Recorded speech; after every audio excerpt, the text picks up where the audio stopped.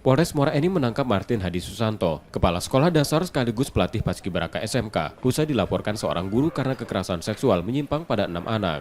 Setelah dilakukan penyelidikan, korban dari tersangka kini bertambah jadi 13 orang, dengan 3 orang masih pelajar dan sisanya merupakan alumni SMK.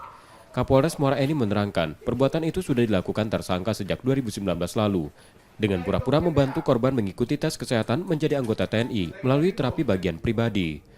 Korban dibawa ke asrama dan dipaksa melakukan penyimpangan seksual oleh tersangka. Korban juga diancam tersangka yang akan menyebarkan foto tersebut.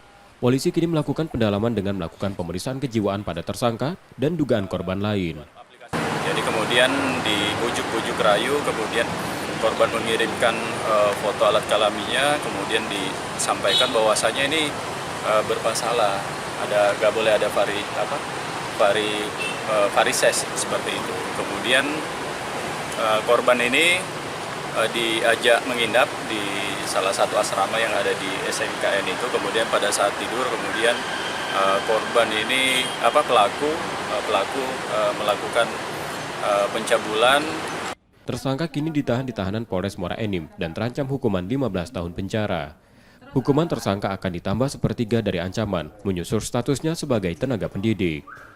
Rizky Oktora, Yudi Kiswanto, Kompas TV, Palembang, Sumatera Selatan.